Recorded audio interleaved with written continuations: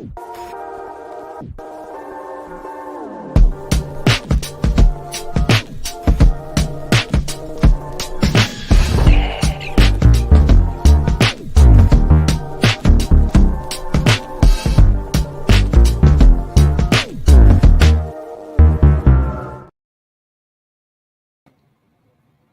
pessoal, tudo bem? Como vocês estão?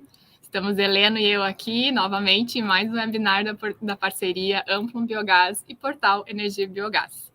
O objetivo do webinar de hoje é realizar um debate entre os autores dos 6 artigos da série especial do Portal Energia e Biogás sobre laboratórios de biogás do Brasil. Esses artigos, gente, podem ser acessados no Portal Energia e Biogás. Em breve a gente vai colocar, a nossa equipe vai colocar os links desses artigos no chat do YouTube, tá bem? Antes da gente, passar para o Heleno falar um pouquinho qual que é o objetivo do evento, Heleno, se quiser cumprimentar o público, fica à vontade. Bom, primeiramente eu queria agradecer a presença de todos, para nós é uma honra tê-los aqui conosco. Vou me apresentar para os que não me conhecem. Meu nome é Heleno Quevedo, eu sou engenheiro em energia e atuo bastante na divulgação científica, na divulgação de conteúdos para o setor do biogás e tive a oportunidade, durante o meu doutorado em energia, estruturar algumas atividades de laboratório na Universidade Federal do ABC. Foi quando eu tive meu primeiro contato experimental e nesse período eu tive, digamos, algumas curvas de aprendizado, tive alguns desafios. E o aprendizado que eu tive nesse período para poder montar uma infraestrutura que atendesse normas básicas para ensaios de potencial bioquímico de metano, acabou me motivando, depois, quando comecei a trabalhar no Portal de Biogás, a organizar algumas informações que mostrasse essa realidade, mostrasse quais são os principais desafios, oportunizasse o espaço para discussões e levasse para outros colegas que atuam com pesquisa, ou até mesmo para empresas que demandam de resultados das atividades feitas, um debate que mostrasse não só a importância, mas como são os principais desafios que têm que ser superados. Esse foi um dos principais pontos que me motivou a criar a série do webinar Laboratórios de Biogás do Brasil, a qual eu comecei a convidar algumas instituições, e tive o privilégio e muita felicidade de ter aceito a CI Biogás no primeiro episódio. Tivemos depois a professora Tânia, no Laboratório do Biotar, na Unicamp, a professora Sueli, na Universidade de Caxias do Sul, o professor Tiago, na Universidade Tecnológica Federal do Paraná, o Ayrton, na Embrapa Suínos e Aves, e também o professor Hildo Sauer, no Instituto IEE da USP, e acho que eu não espero não ter esquecido ninguém. Então, a gente acabou oportunizando espaço, conversando sobre qual era a infraestrutura disponível que tinha no laboratório, qual era o perfil dos pesquisadores, quais eram as principais linhas de pesquisa que estavam sendo desenvolvidas. Todo esse tipo de discussão foi importante porque ela possibilita também que outros pesquisadores em outras regiões possam se identificar e poder fomentar, digamos, o interesse em entrar em contato, divulgar os trabalhos, oportunizar uma integração entre outras instituições. Tudo isso acaba contribuindo para que a gente identifique demandas específicas, tenha colaboração, consiga atender as atividades que são realizadas de modo que possam suprir demandas da cadeia do biogás, não só apenas a caracterização inicial de uma biomassa comum, mas também há inúmeras biomassas no Brasil inteiro, de diversos tipos de resíduo, diversos blends, que você pode misturar com composições diferentes, e para cada um vai demandar aspectos e composições específicas, parâmetros operacionais muito específicos, que podem sim contribuir para maximizar o desempenho de uma planta. Até estou me estendendo um pouco, então vou deixar alguns pontos para depois. Mas esses eram os principais motivos que contribuíram para que eu começasse a trabalhar com essa série, que foi a primeira temporada de 2022, a gente produziu esses 6 primeiros episódios, e agora com a parceria com a Amplum Biogás, foi uma oportunidade muito boa da gente retomar esse tema e poder apresentar para o público na forma de webinar. Então, estamos à disposição aqui e esperamos que seja muito enriquecedor para você todas as informações que nós vamos abordar aqui no webinar. Tá ótimo, Heleno. Acho que esse é o ponto, gente, né? O título do webinar é realmente o que a gente quer fazer, é trazer conhecimento para conectar o que os laboratórios de biogás, que às vezes parecem algo tão distante, né, o que o pessoal faz nesses laboratórios, pode ajudar nas plantas. A gente convida vocês a compartilharem o link dessa transmissão com seus colegas, a divulgar e comentar no chat de onde vocês são e a instituição de vocês, para a gente conhecer um pouquinho mais de vocês, ok? Também curtam a live para o YouTube entregar para mais pessoas e acessem, né, para curtir também, conhecer o conteúdo do canal da Amplum Biogás. E aproveitem para sempre acessar o portal Energia Biogás, que tem muito conteúdo bom além desses artigos, e vale muito a pena seguir e acompanhar o trabalho que o Heleno e a equipe fazem no portal para o setor de biogás. A gente quer aproveitar também, né, o Heleno e eu, né, a Amplum e o Portal Energia Biogás apoiam bastante a biogás, então a gente queria aproveitar para convidar todos a estarem no Seminário Técnico da Biogás, que vai acontecer no dia 23 de maio, em São Paulo. Então a gente acha que é um evento assim, muito bom, vale a pena ir. Quem puder se inscrever, quem puder participar, vale sempre muito a pena. E outro ponto que eu queria contar para vocês é reconhecer o Portal Energia Biogás, que foi premiado pelo 2º ano consecutivo no Prêmio Melhores do Biogás, esse ano como foi a melhor instituição, certo? A melhor organização. Então, é um reconhecimento importante aí de anos de trabalho do Heleno, do portal, e a gente é uma honra para nós da Amplo estar em parceria. Ficamos muito felizes também. Que bom, Heleno, parabéns. A gente agradece muito ao público, aos nossos leitores, a todo mundo que prestigia e colabora com o trabalho que a gente desenvolve. Para nós é muito importante tê-los conosco sempre. Que bom, gente. Quem quiser saber mais do portal e da Amplum Biogás, acessem os sites que a equipe vai colocar no chat, tá bom?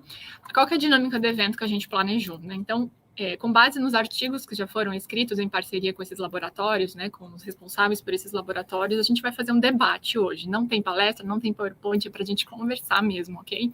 A duração é de 1h30, a gente está fazendo a abertura agora, depois a gente já vai convidar os pesquisadores, os responsáveis pelos laboratórios, para o debate. A gente adoraria que vocês nos enviassem perguntas no chat, tá bem, gente? Conforme a gente puder, a gente vai colocando essas perguntas no debate. Então, interajam com a gente, enviem comentários, enviam perguntas. Agora a gente vai, então, chamar nossos convidados, certo, Heleno? Posso convidar? Por favor. Posso chamá-los? Sim. Eu começo chamando a Juliana Sommer, do Laboratório de Biogás, do Centro Internacional de Energias Renováveis, o CEI Biogás. Seja bem-vinda, Juliana. Obrigada, Leide. Obrigada, Heleno. Obrigada pela oportunidade de estar aqui representando o CEI Biogás. Imagina, a gente que agradece a disponibilidade de vocês e apoio. Agora eu convido a Tânia Foster Carneiro, da Faculdade de Engenharia de Alimentos da Universidade Estadual de Campinas. Obrigada, boa tarde a todos. Obrigada, Heleno, pelo convite. Agradeço essa oportunidade para estar representando a Unicamp. Obrigada, Tânia, pela presença. Convido a Ayrton Kunz, da Embrapa Suínos e Aves. Olá, pessoal, tudo bem? Olá, Leidiane. Olá, Obrigada. Heleno. Olá. Juliana e Tânia, que estão aqui. Os demais colegas ainda estão nos bastidores, mas já vou cumprimentá-los também. Satisfação muito grande estar aqui com todos. Espero que a gente possa ter um bom debate nessa tarde. Tá bem, tá ótimo. Obrigada pela disponibilidade, Ayrton. Agora eu convido a professora Suelen Paes, da Universidade de Caxias do Sul. Oi, boa tarde. Muito feliz de estar aqui conversando com vocês. Esse tema encanta a muitas pessoas, né? E discutir em grupo, isso é uma alegria, porque com certeza estimula novos investimentos, novas buscas de soluções de desafio. Então, é sempre uma alegria a gente trabalhar em grupo, em rede. Que bom, obrigada, professora Suelen. E, por último, não menos importante, né, convido Júlia Verrarese, do Instituto de Energia e Ambiente da Universidade de São Paulo. Seja bem-vinda, Júlia. Obrigada, Leidiane. Eu agradeço o convite que vocês fizeram ao professor Hildo. Ele não pôde estar aqui, mas eu estou aqui no lugar dele para representar a USP. Esse papo super importante. Agradecemos a sua disponibilidade.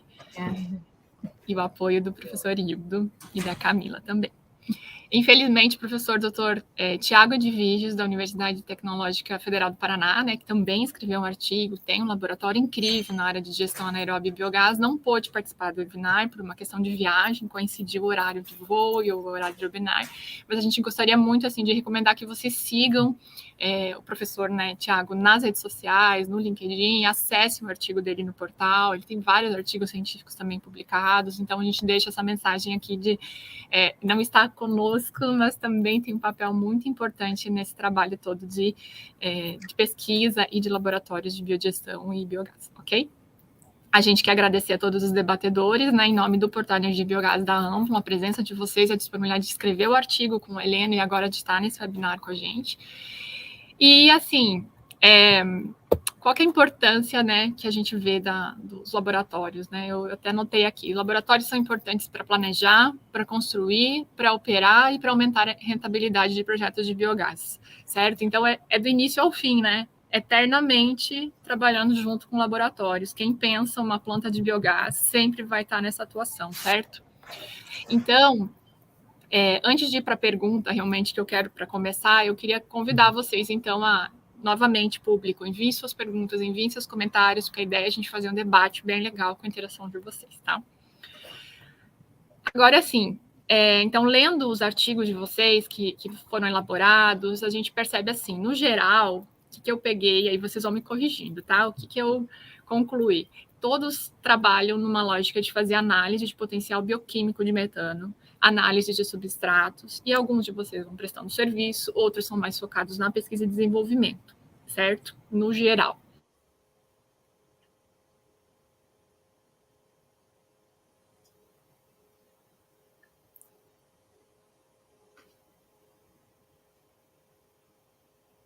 E aí, o que eu queria pedir para vocês, que vocês apresentassem o laboratório de vocês. Não precisa apresentar, porque eu sei que vocês vão levar uma hora. Estamos escutando. É a minha conexão, certo? Certo.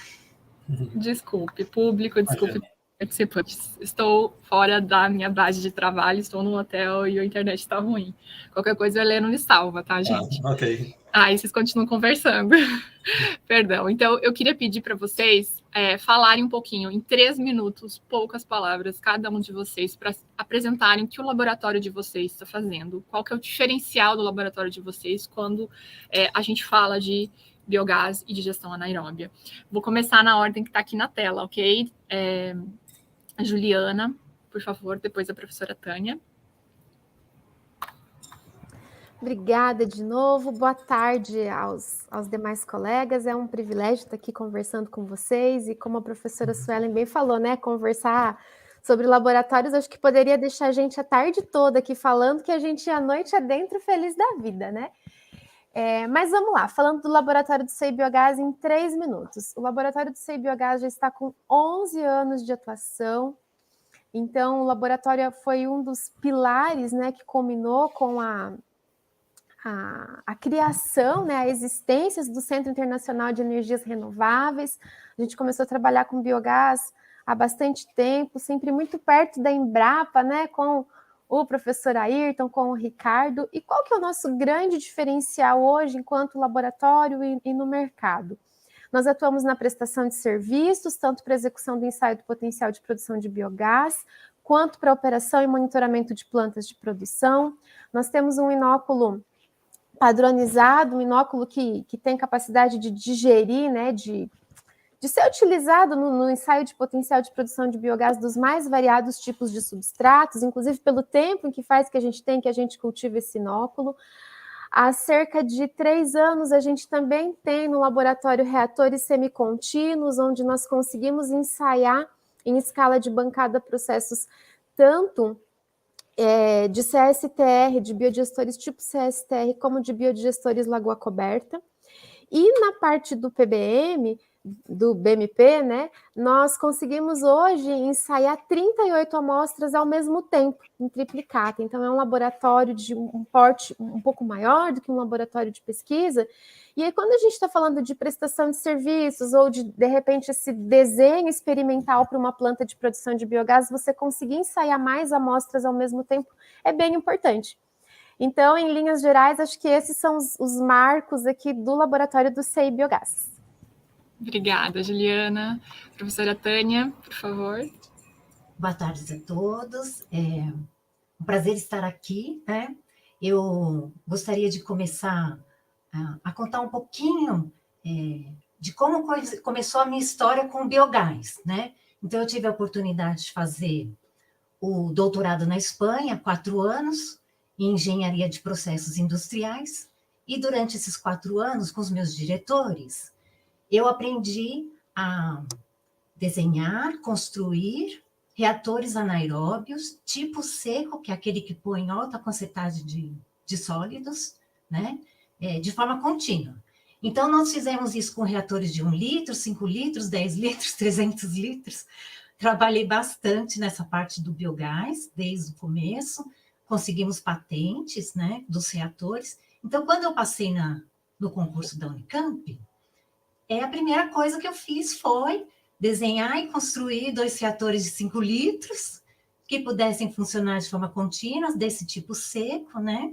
Nós conseguimos patente com processos no tratamento de bagaço de malte, e também agora estamos com uma patente em andamento de automação desses reatores. Então, dentro da FEA, eu sou, dentre os 4 professores da área de bioengenharia, a única professora que tem, então, interesse em trabalhar com tratamentos de águas e resíduos e biogás.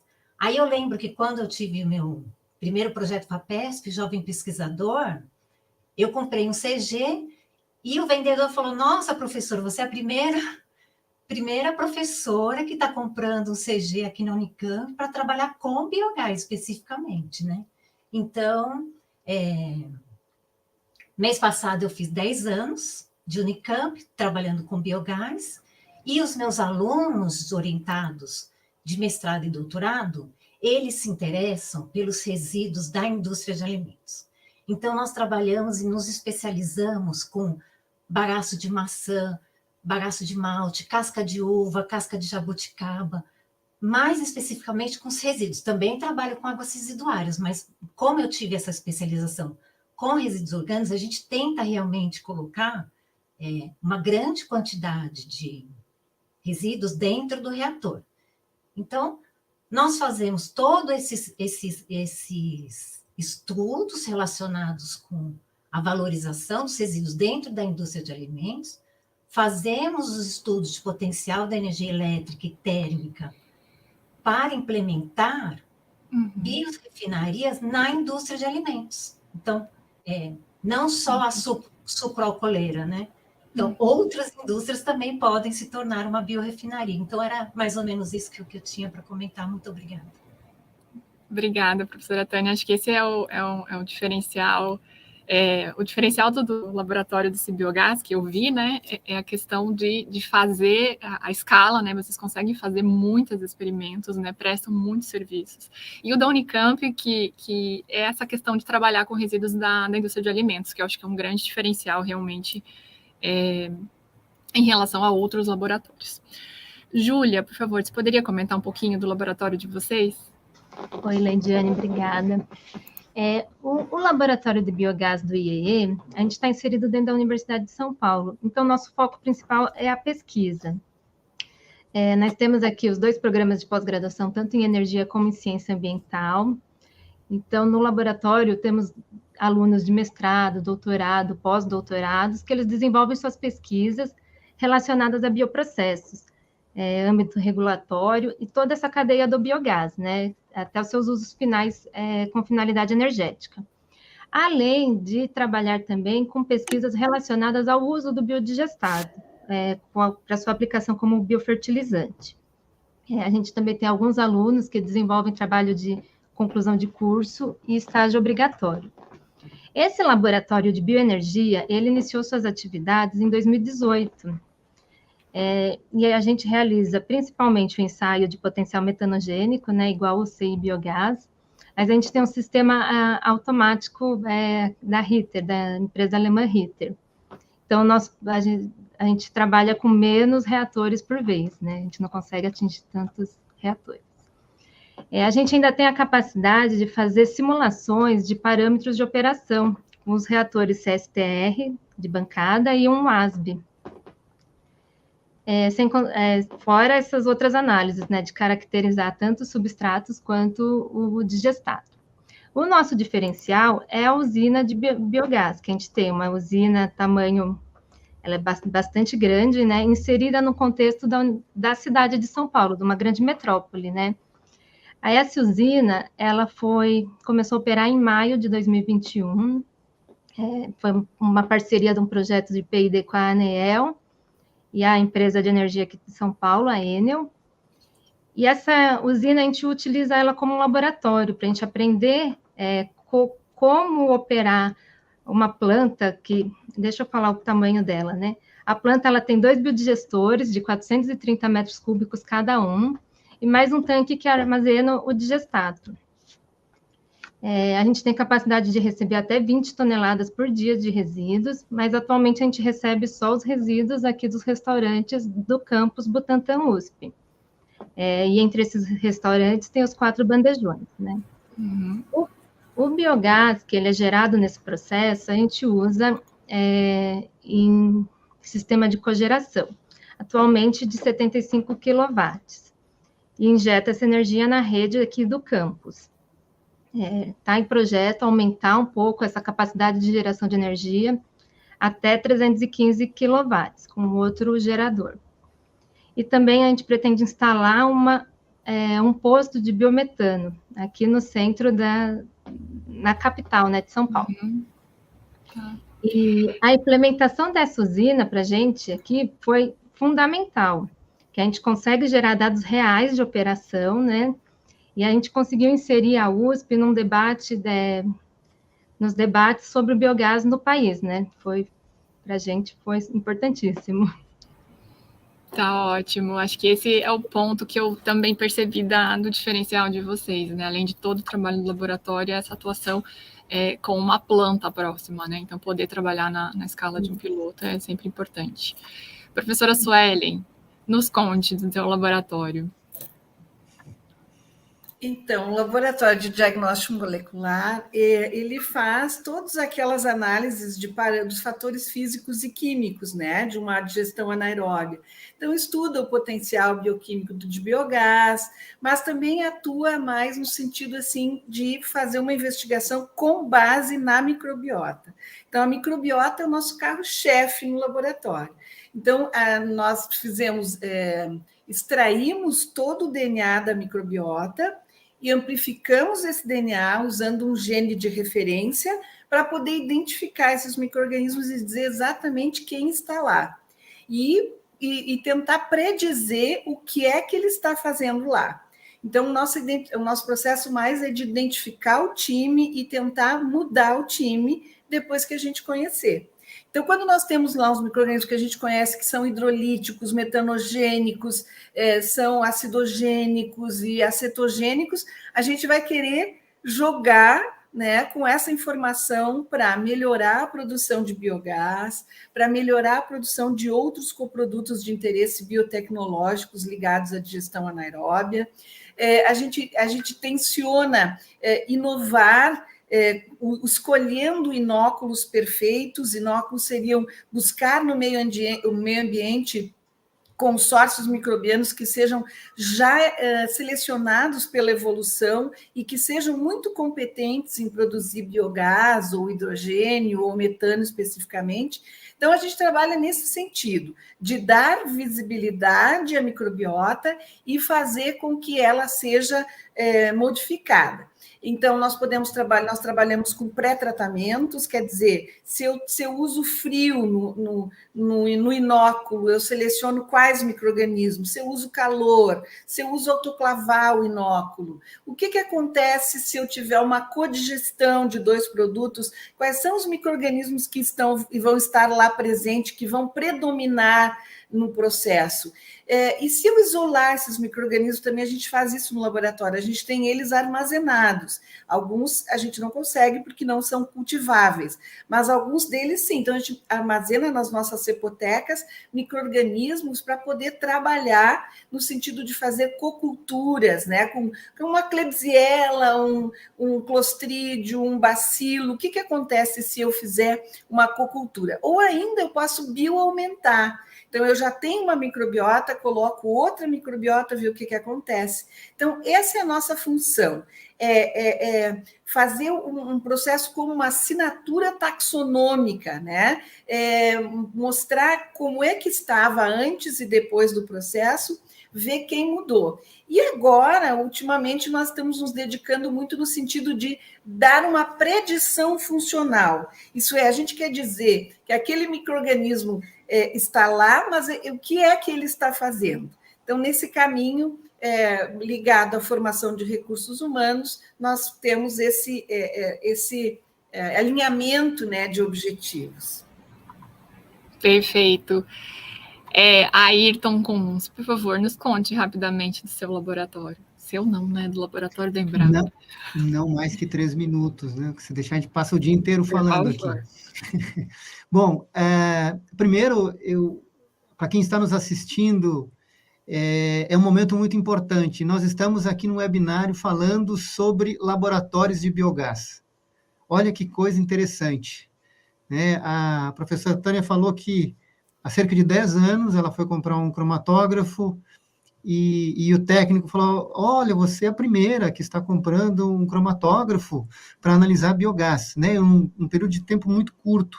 Eu vivi isso na Embrapa também, só que com 20 anos, 10 anos a mais que eu estou trabalhando aqui na Embrapa. Quando eu comecei a atuar como pesquisador nessa unidade, eu também senti essa necessidade muito grande, assim, desse vazio que existia. E hoje nós estamos aqui reunidos para falarmos sobre os laboratórios de biogás e como que eles podem apoiar a cadeia de biogás. E dentro desse contexto, a Embrapa Suínos e Aves, que ela é uma das 43 unidades descentralizadas da Embrapa, né, que estão espalhadas por todo esse imenso Brasil. Nós estamos aqui no oeste de Santa Catarina, na cidade de Concórdia, e para quem é de outros estados e outras regiões do país, acreditem, existe vida no estado de Santa Catarina, além de Camboriú, além de Florianópolis e além de Blumenau, né? Então, o oeste não é só mato, existe gente vivendo ali. E nós estamos aqui na cidade de Concórdia, no oeste, próximos à Argentina. E qual é a razão de estarmos aqui? Porque a cadeia de proteína animal, principalmente de suínos e de aves, nasceu nessa região do Brasil, ela irradiou para outras regiões do Brasil. E o biogás sempre esteve muito ligado a isso, né? Esse centro de pesquisa que está estabelecido aqui em Santa Catarina desde meados da década de 70, né? Então, a gente, quem vê minhas falas, o Ayrton sempre fala desse biodigestor de 1980, mas é verdade, o nosso primeiro biodigestor aqui na Embrapa foi instalado em 1980, né? Ainda está aqui na nossa unidade. Nós temos uma planta de tratamento dos nossos efluentes, que nós temos processos anaeróbios que já estão operando há cerca de 20 anos, e nos últimos 10 anos nós fizemos um processo de redução de escala, ou seja, nós trouxemos o biogás para dentro do laboratório, com a lógica de tentar estudarmos e entendermos os processos. E nós temos também uma unidade de produção de biometano aqui na Embrapa, né, que a gente brinca é o postinho de biometano. E dentro desse nosso laboratório, o que a gente faz? Qual é que é a proposta, né? O que a gente pretende entregar de valor aí à cadeia do biogás, né? O nosso laboratório, pela vocação da Embrapa, nós não somos um laboratório de prestação de serviço puro, ou seja, não é a dedicação principal do nosso laboratório, né? Como o pessoal estava falando, né? A questão do laboratório do CEI-Biogás, por exemplo, né, que é muito forte isso, e seguramente, né, Juliana, está sempre cheio, os audiômetros estão sempre entupidos, sempre gente pedindo para trabalhar e para fazer ensaios, porque vocês têm muita demanda para isso, e isso é bom, é um problema bom que a gente vive. Nós estamos dedicados principalmente a P&D e I, né, então a gente quer ajudar a cadeia do biogás com as questões envolvendo desenvolvimento de processo, otimização de processo, otimização de rotinas analíticas, né? Nós temos um trabalho, um ensaio interlaboratorial que a gente procura capacitar laboratórios de biogás no Brasil, e hoje a gente tem participação de laboratórios de fora do Brasil também. É uma iniciativa que nós chamamos de biogás fértil, ou seja, dar qualidade a esses laboratórios de biogás para que mais laboratórios possam atuar dentro da cadeia do biogás. Nós conseguimos equipar esse nosso laboratório nesses últimos 10 anos. Hoje a gente tem um laboratório muito interessante e frequentemente a gente escuta isso. Os colegas falam, não, isso aqui a gente tem que mandar para a Alemanha, para fazer esse ensaio na Alemanha. Não precisa mandar para a Alemanha. Nós temos laboratórios, nós temos competência, nós temos inteligência no Brasil que nos permite fazer isso aqui no Brasil, com vários laboratórios já hoje que são capacitados. E quanto mais laboratórios nós tivermos, melhor será para toda a cadeia do biogás. Então, a gente procura atuar dentro dessa linha, né? Nós temos projetos de cooperação com empresas, né? Várias empresas trabalham conosco aqui. A iniciativa privada sempre é muito bem-vinda nessa lógica de inovação aberta que a Embrapa trabalha. Nós também trabalhamos com o ambiente acadêmico, então temos alunos que circulam pelos nossos laboratórios aqui com os diferentes temas, né? Com o biogás sendo um dos temas muito importantes que a gente atua aqui, né? Como a professora Suelen trabalha com a microbiologia, nós temos um bom ecossistema aqui dentro dos nossos laboratórios da Embrapa. E a lógica sempre é, né, para todos que estão nos ouvindo, é trabalharmos em rede, em cooperação, porque ninguém consegue desenvolver algo sozinho, a gente precisa cooperar, né, entre todos nós temos distintas competências, e essas competências, elas agregam muito valor a serviço da cadeia do biogás, que a gente quer que ela cresça e se fortaleça. Perfeito, Ayrton. Gente, então, acho que o público entendeu, né? Conheceu nossos laboratórios, alguns dos laboratórios, até eu vou pedir para a Renata, nossa host, pedir aí para o público escrever no chat do YouTube de onde, se vocês atuam, trabalham no laboratório de digestão anaeróbia e biogás, de onde vocês estão falando, o nome desse laboratório, que cidade, estado, para ficar claro que não existe só laboratório no centro-sul do Brasil, né, gente? Não existe só em São Paulo, Santa Catarina, Rio Grande do Sul, Paraná. Temos em vários outros lugares. Mas aí, eu queria começar a fazer uma pergunta para vocês. Vou direcionar para o Ayrton e depois a gente vai passando para os outros pesquisadores, para a gente começar entendendo assim, qual que é a importância do planejamento experimental e os resultados obtidos nas atividades de laboratórios para a tomada de decisão em plantas de biogás. Ou seja, né, vamos simplificar a pergunta.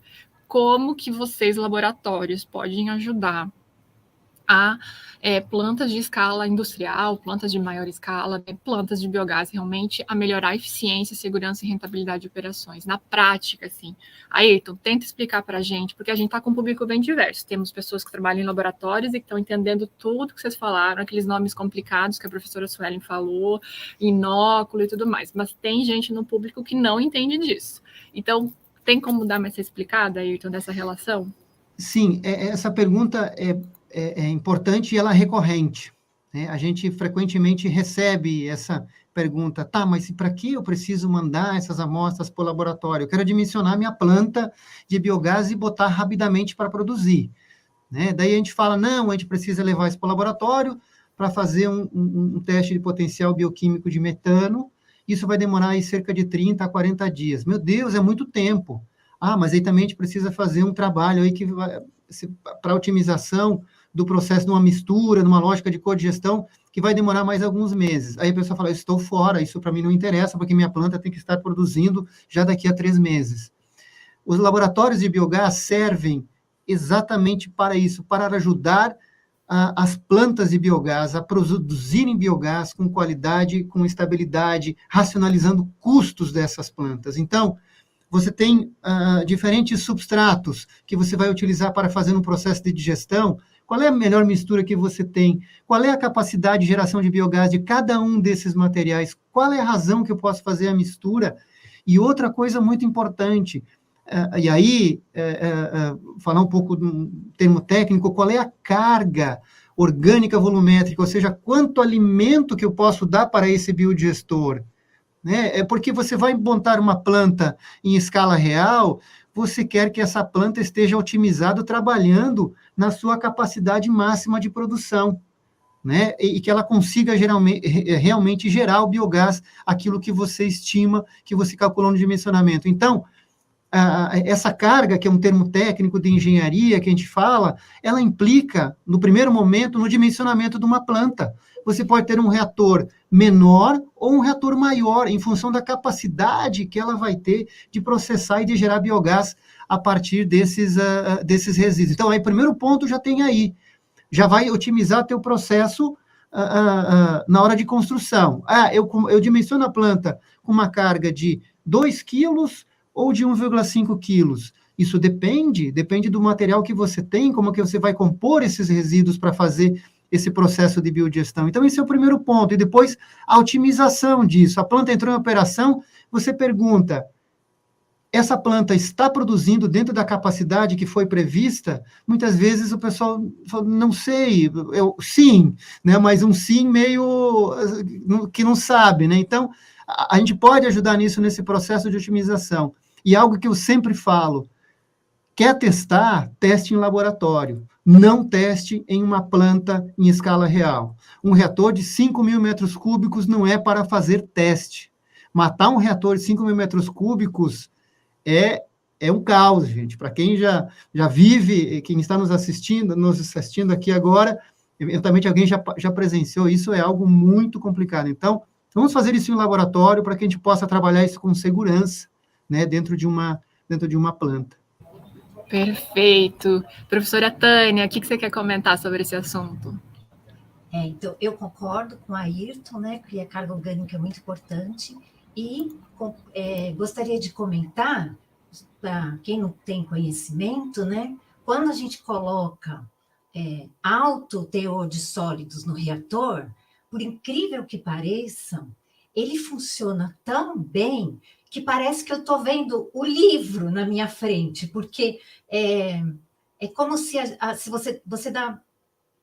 Quando você põe muitos resíduos, você está colocando muita matéria orgânica, então as bactérias respondem muito bem a isso, ao contrário do que algumas pessoas acham, né? Quando você tem um resíduo mesmo com alta biodegradabilidade, você vê lá direitinho todos os parâmetros funcionando de forma que o pH vai corresponder à alcalinidade, que vai corresponder com a amônia, que vai corresponder com a alto biogás, e você entende direitinho o que está acontecendo no processo, e dá para perceber direitinho quando está bactéria acidogênica, cetogênica, metanogênica, porque é nesses experimentos de laboratório que você tem esse conhecimento de conhecer o seu substrato, né? E aí depois você vai avaliar se ele precisa de uma codigestão ou não, se ele pode trabalhar sozinho, né? Então, eu gostaria de compartilhar essa informação, né? De que trabalhar com resíduos não é difícil, pelo contrário, é impressionante como você alinha todos os parâmetros operacionais, você tem total conhecimento do reator, né? E você fazendo essa... como a Ayrton falou, 30, 40 dias, você vai mesmo ter todas aquelas informações que você pode depois usar na escala, na ampliação de escala, né? Então, por exemplo, nós tivemos um reator de bagaço de maçã que depois de 15 dias, de repente, começou a acidificar, e o reator acidificou. E aí você tem que entender todo um porquê, né? E porque, graças a Deus, que você está num reator de 5 litros, né? E não numa escala industrial. Então, eu vejo bastante isso, essa importância de fazer mesmo e ter um conhecimento de todos esses parâmetros operacionais de controle. Ótimo. A gente está com 3 colegas de laboratórios aí do Brasil que se identificaram. A Renata vai colocar eles nos nomes na tela para todo mundo saber também. Vocês têm colegas por aí assistindo com vocês. Deixa eu entender, assim, a lógica é que a gente está cada vez mais avançando para o setor de biogás que começa a trabalhar com codigestão, com mistura de resíduos. E acho que essa é a chave, né, do que vocês estão colocando. Então, não vou colocar maçã, resíduo de maçã, brincar num biodigestor enorme que depois vai dar problema. Professora Suelen, o que você gostaria de complementar, de colocar nesse ponto? Eu acho que é muito importante a gente entender que ter laboratórios que façam as análises dos reatores maiores nos dá bastante segurança. Mas também eu quero ressaltar que é muito importante que se tenha a pesquisa livre, a pesquisa básica acontecendo paralelo a isso. Áreas de pesquisa que investiguem soluções que o mercado nem saberia que vai precisar no futuro.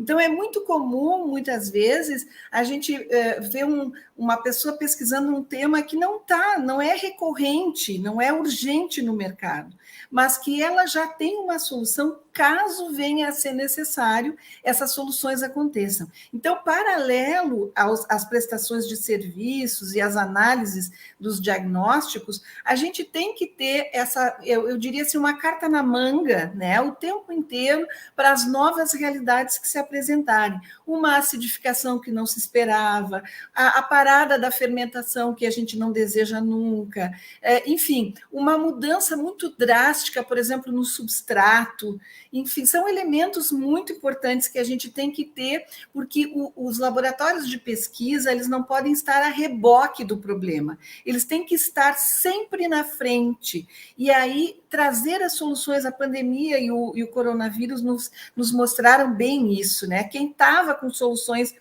antecipadas teve mais condições de dar soluções imediatas. Um outro elemento que eu acho que é bem importante do laboratório e a conexão com a geração de biogás é a gente entender que esses laboratórios vão dar credibilidade ao processo, porque pode acontecer como aconteceu no Rio Grande do Sul também, em momentos lá nos anos 70, em que a produção de biogás parava e o agricultor desacreditava. Ele pegou empréstimos em bancos, né, que tinha outros objetivos, não era para a produção de energia naquela época, mas isso nos deu um histórico muito importante para a gente entender que nós temos que nas políticas públicas, nós temos que direcionar as vantagens da produção de energia a partir de resíduos, voltando-se basicamente a elementos muito seguros, testados previamente em laboratórios, dando assim uma condição, como eu posso dizer, a produção de biogás brasileira, né? Nós não podemos trazer uma solução que seja gerada em ambientes muito diferentes dos nossos ecossistemas, dos nossos micro-organismos, dos nossos resíduos. Nossa, ótimo. Eu vou passar agora para a Juliana, para também tratar desse assunto. Qual que é a sua visão, Ju? Obrigada. Em complemento, né, ao que os colegas estão falando aqui, mas a sua provocação no início, né, Leide, veio no sentido assim, as plantas de médio porte, plantas de grande porte, plantas industriais. E aí, se a gente parar para pensar numa indústria, qualquer que seja, ela tem um controle da qualidade, ela se preocupa com os processos dela. E se nós estamos falando de trabalhar com uma mudança, com uma inclusão do biogás de fato na matriz energética brasileira, se a gente olha para esse sentido, né? Fugindo um pouco aqui do aspecto laboratório, mas falando onde é que o biogás pode contribuir no Brasil, ou como que o biogás tem a ver com o nosso país. A gente está falando de segurança energética, matriz energética. Como é que eu vou falar que eu ofereço segurança com o gás que eu posso produzir, se eu não conheço exatamente o meu processo? Se, como a professora Suelen bem acabou de falar, se eu não estou pensando nos problemas que podem acontecer e tenho soluções aqui na manga. Então, você pensar que assim, eu cobri a lagoa e se está cheio o balão é porque eu tenho gás, isso funciona, gente? Funciona. Mas isso funciona numa pequena propriedade. Não quando a produção de biogás, ela faz parte de um negócio que eu tenho ali, seja na minha indústria, seja na minha fazenda. Então, é para a gente ter esse olhar. E pensar que o laboratório aqui, dentro de uma planta de biogás, a gente pode fazer analogia com nós, né? Se eu estou com algum problema de saúde, eu até vou ao médico, né? Eu posso ir ao médico, mas via de regra, o que ele vai fazer? Ele não vai pedir alguns exames para que aquilo mostre para ele e ajude a direcioná-lo em relação ao qual é o melhor tratamento? O biodigestor, ele é assim, ele é um organismo vivo, né?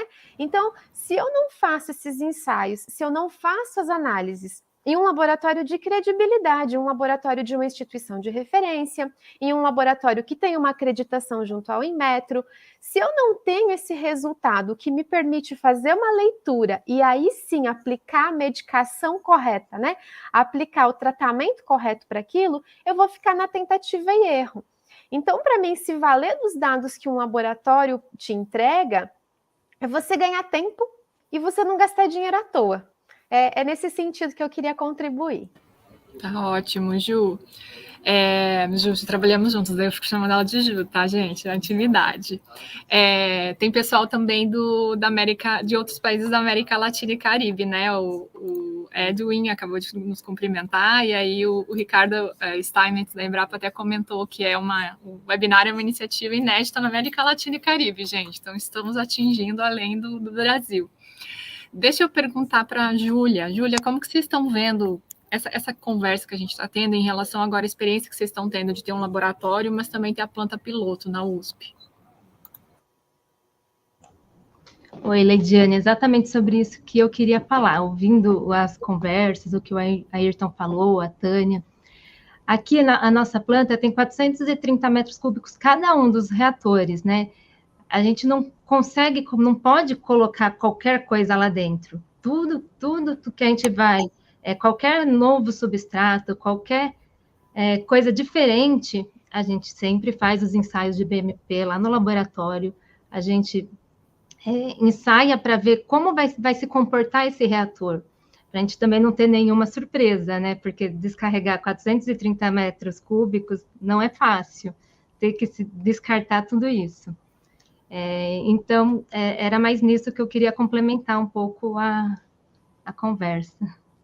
Não, perfeito. Essa experiência, acho que esse é o ponto, né? Entender que um laboratório não é apenas para pesquisa e desenvolvimento, que é essencial para a gente pensar em futuro do setor, mas é também para esse dia a dia da planta, né? E entendendo que a gente está falando de milhares de micro-organismos dentro de um biodigestor.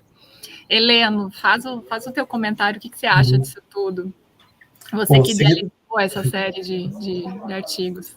Bom, seguindo o último comentário que você falou, né, a respeito de serem milhares de micro-organismos dentro do reator.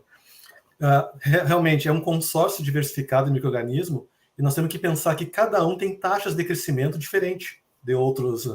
E o que acontece? Quando você tem um equilíbrio muito tênue entre dar uma quantidade de alimento e você exceder essa quantidade de alimento. O que pode acontecer? Os micro-organismos que atuam na primeira fase vão consumir de tal forma que os produtos gerados podem, digamos, saturar o reator e não vão ser assimilados pelos micro-organismos da última fase. Isso é um dos pontos que acaba contribuindo para a acidificação do reator.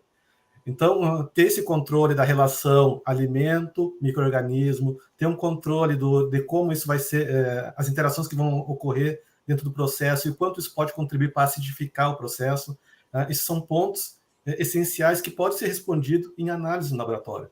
Agora, fazendo um comentário a respeito do ponto de vista do investidor, que vai fomentar o desenvolvimento de uma grande indústria, de uma planta, a gente começa a pensar em parâmetros como o volume desse reator, se ele precisa de sistema de aquecimento ou não, qual o tamanho do sistema de isolamento, se você vai trabalhar com um reator a 35 graus, é diferente a infraestrutura e os equipamentos com um reator que vai operar a 45 graus de temperatura.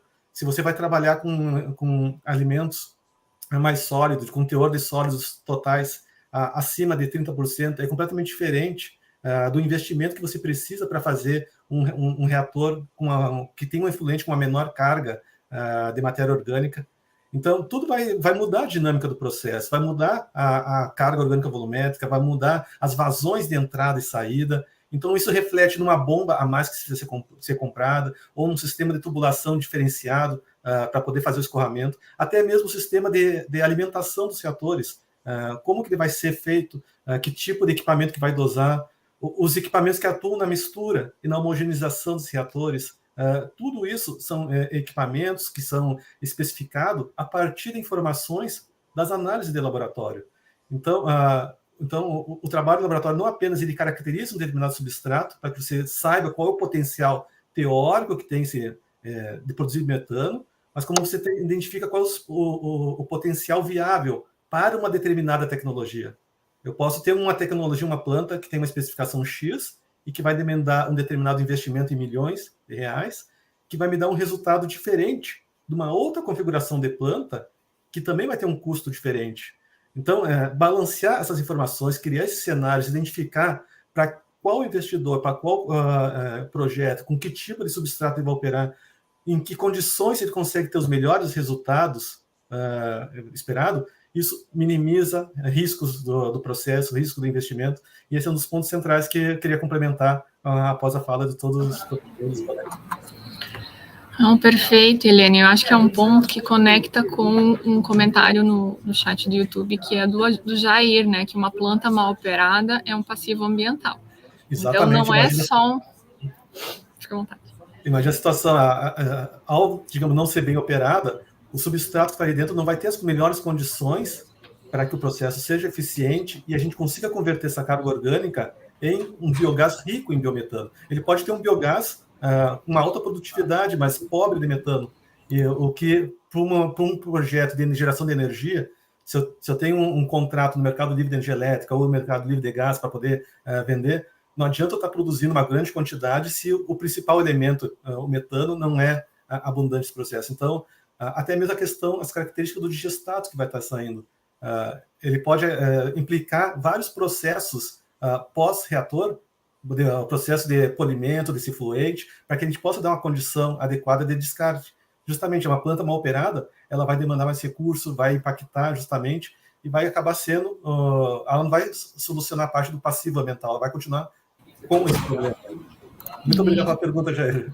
Eu acho que esse comentário do Jair foi ótimo, porque é entender assim, que o processo de digestão anaeróbia, essencialmente, como a gente vem, né, é tratar o resíduo efluente. Então, espera-se que no final, além de uma qualidade, uma quantidade de biogás, aquela planta também, aquele substrato, tenha alcançado certos parâmetros, né? Alcance certos parâmetros de DBO, DQO. Então, essa conexão é essencial, porque vai fazer o quê, né?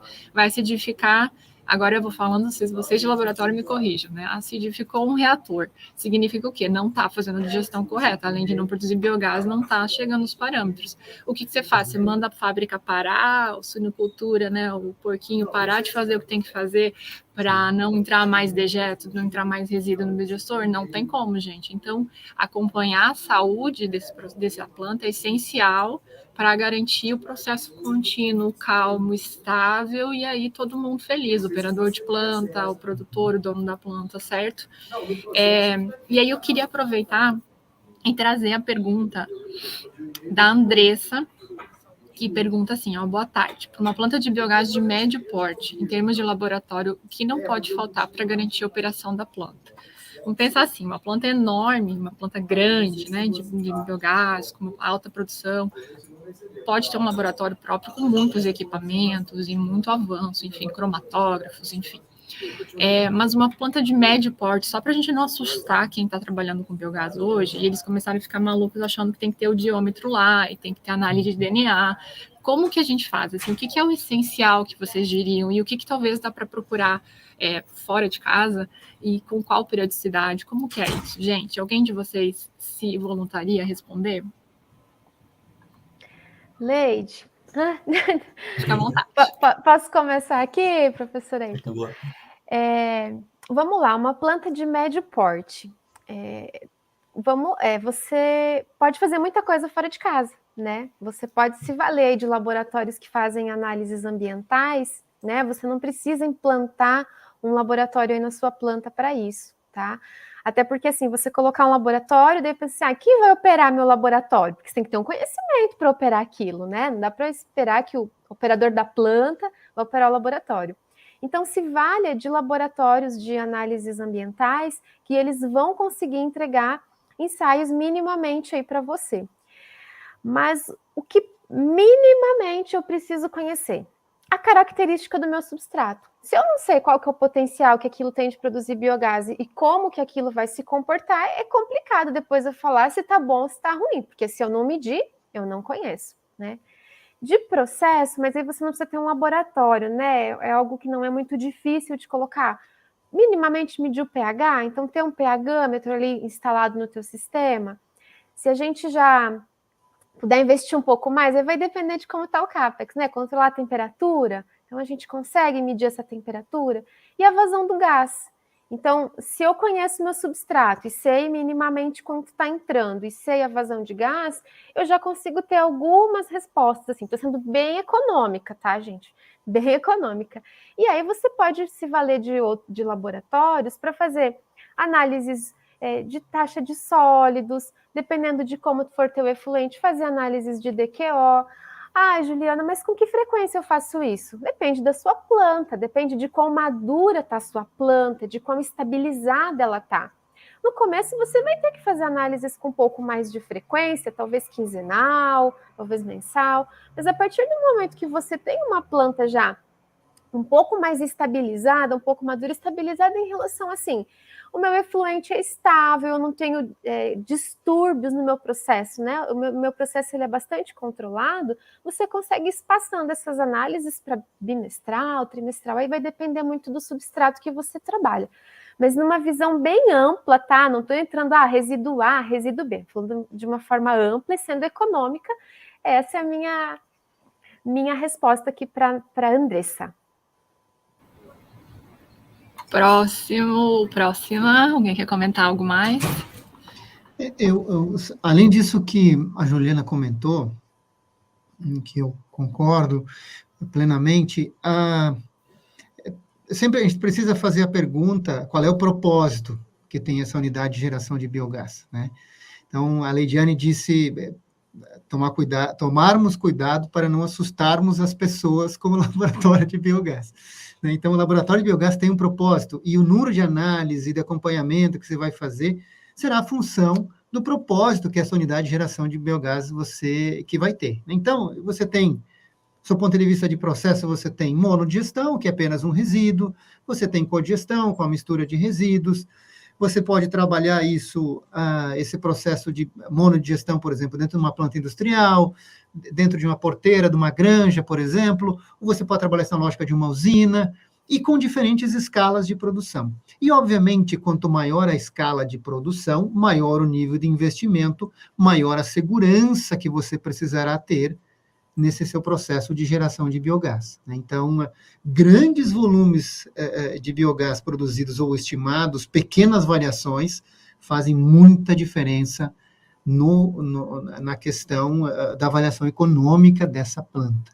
Agora, plantas menores, pequenas variações, não vai ser tão impactante assim. O que a gente precisa ter?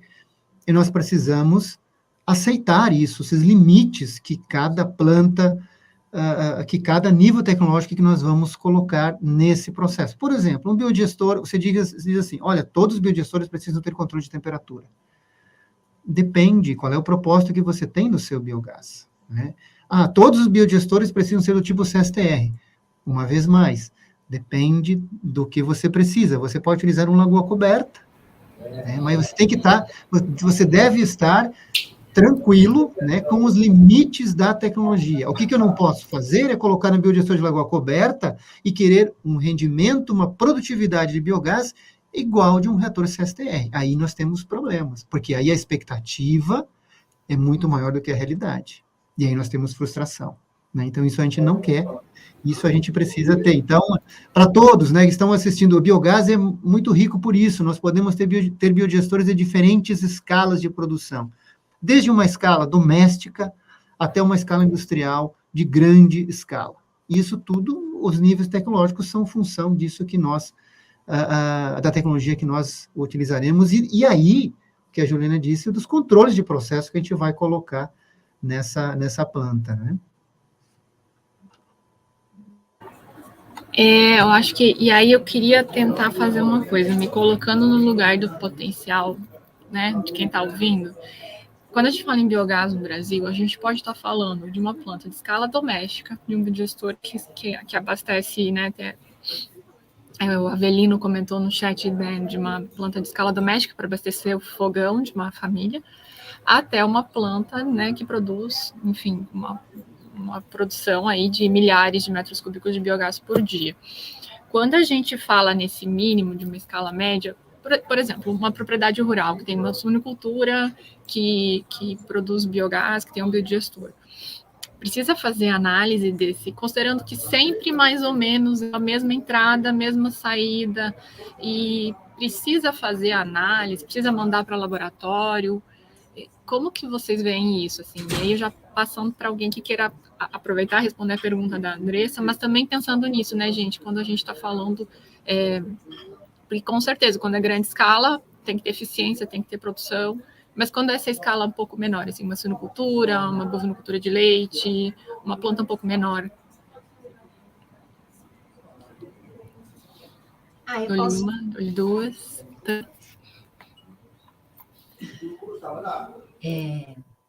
Nesse caso, né, quando é planta pequena, médio porte, complementando o que a Juliana falou, acho que um pH-metro, que é uma coisa assim portátil e bem simples, né? Eu acho que ajudaria bastante. Então, normalmente, o reator que está estável e funcionando bem, ele está funcionando ali num pH bem básico, porque é o pH que as bactérias metanogênicas também gostam de estar ali crescendo. Então, entre 7,5 e 8,5. Se a pessoa que controla a planta começa a observar que esse pH começa a baixar muito, então aí já é um indício de que alguma coisa está acontecendo e que tem que ter uma ação direta. Ou você reduz a carga orgânica, conforme o Aires comentou, né? Reduz e aumenta algum outro tipo de substrato altamente biodegradável para poder tentar solucionar ali, ou mesmo colocando um alcalinizante. Porque acho que tem muito, o pH pode ajudar muito nessas horas. Interessante. Ótimo.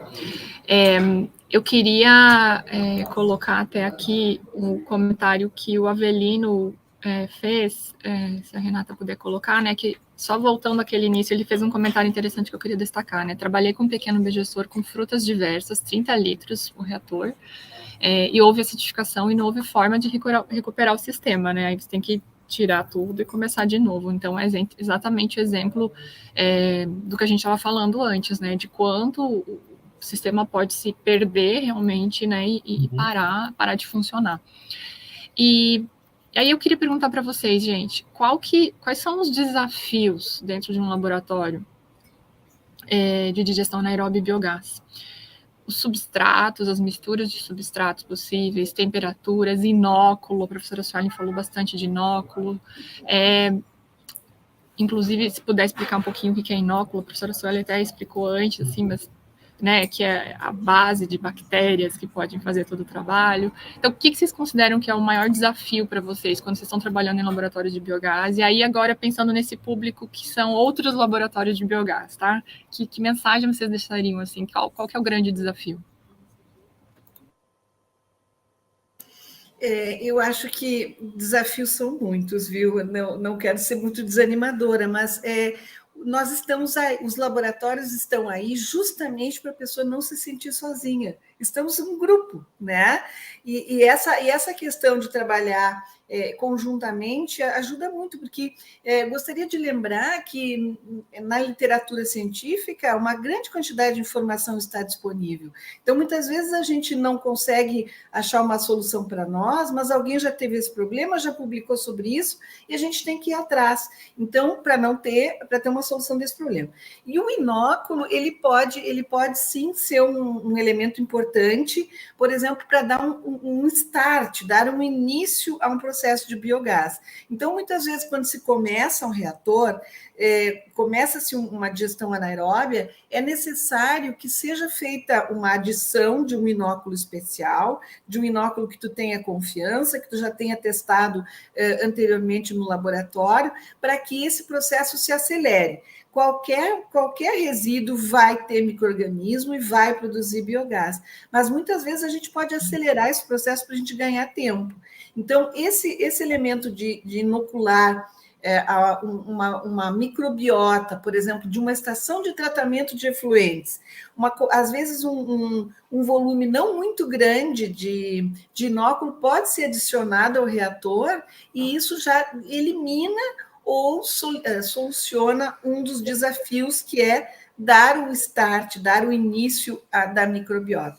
Mas alguns outros desafios que também podem ser listados são como alguns limites de nutrientes que podem estar no substrato, né? Alguns excessos de metais pesados, de sais, que podem inibir os micro-organismos, algumas bactérias competidoras também, né? Então, conhecer um pouquinho dos parâmetros é aquela situação assim, né?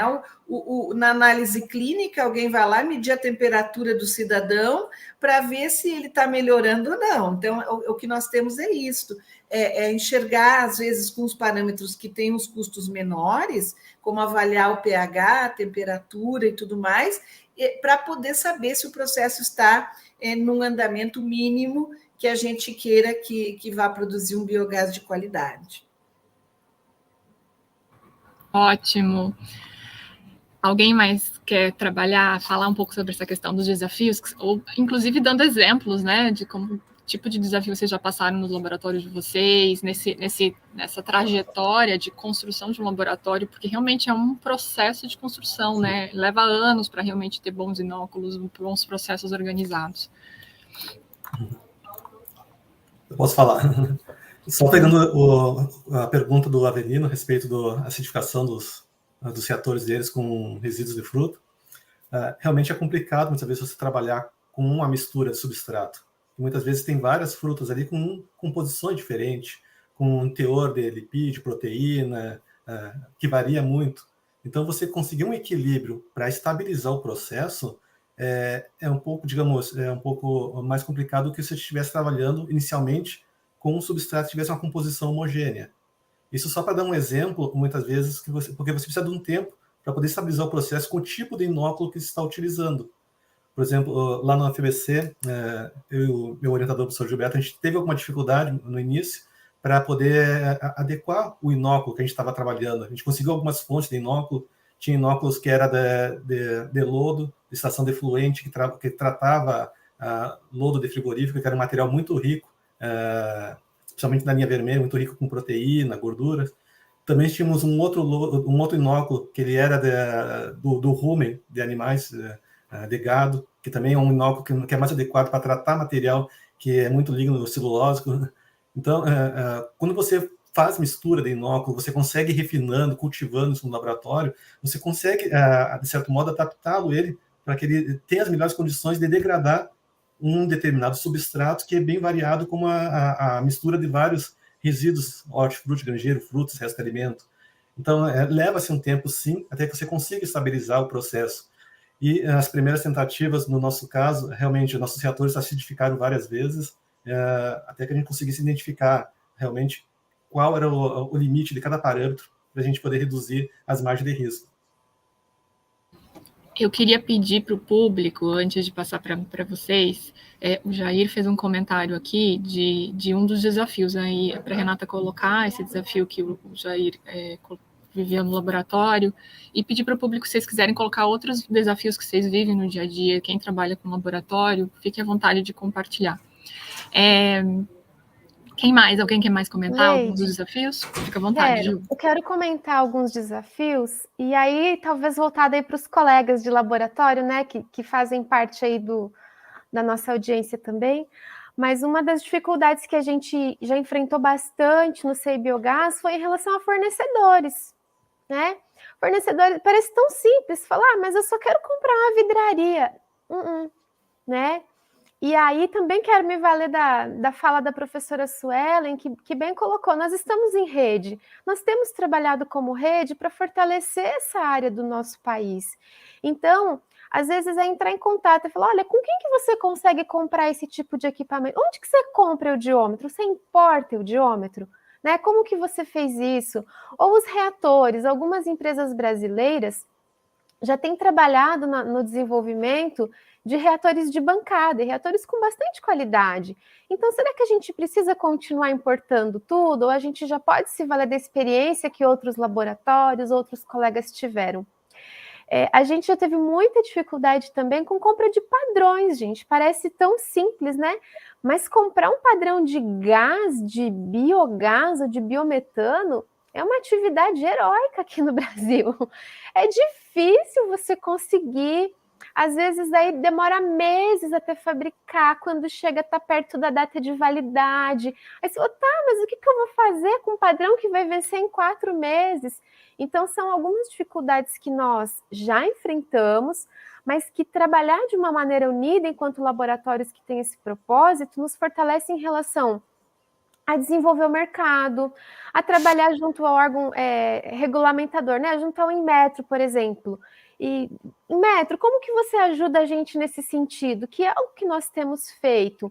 A comprar um kit de DQO para eu conseguir analisar efluentes que têm a DQO mais alta, né? Não DQO de lançamento. Então, é uma das dificuldades que nós tivemos e que imagino que não seja só de CI Biogás, mas que juntos nós podemos nos fortalecer juntos como laboratórios para ir melhorando essa cadeia e desenvolvendo um pouco disso. Ai, legal. Ótimo. Ó, vocês estão vendo, né? A Renata está colocando aí os desafios que a gente está, que o público está citando. Fique à vontade aí. Outro desafio é calibração e manutenção de equipamentos do laboratório também, né? Isso é... Por quê? Nós estamos falando aqui dos laboratórios, que a lógica do laboratório é da qualidade, né? A resposta que gera para que isso possa ser utilizado a serviço da cadeia do biogás. Então, esses laboratórios precisam, obviamente, transmitir essa segurança a partir das análises que são feitas, das medidas que são feitas em laboratório, tudo isso tem que estar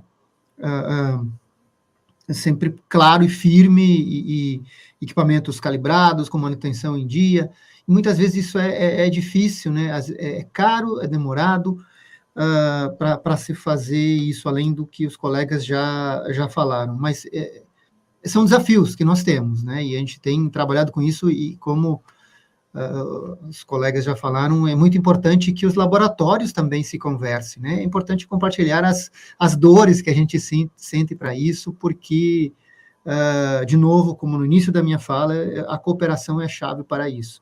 Um outro desafio que nós temos, que a gente vive assim na Embrapa, nos nossos estudos no laboratório de biogás, quando a gente trabalha com substratos que eu sempre brinco com o meu pessoal aqui, do mundo real, né, a gente precisa sempre ter uma boa caracterização e uma representatividade dessas amostras que chegam ao laboratório.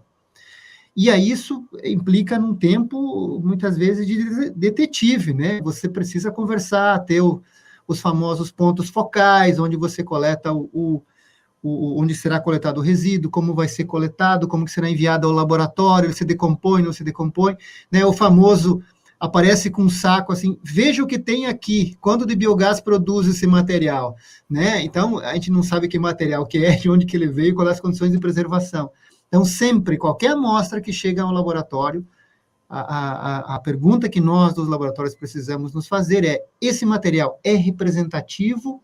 Porque isso mexe em todo o processo e toda a avaliação técnica e econômica, né, que a gente está falando aqui do processo. Então, nós temos exercitado isso no laboratório com as empresas, e muitas vezes as nossas equipes têm ido até esses locais para conhecer o resíduo, para juntamente fazer o processo de amostragem, para que a gente tenha essa segurança, né, nos ensaios que são feitos, são realizados em laboratório, né? Eu acho que os colegas que trabalham com biogás, obviamente, também se preocupam com isso, né?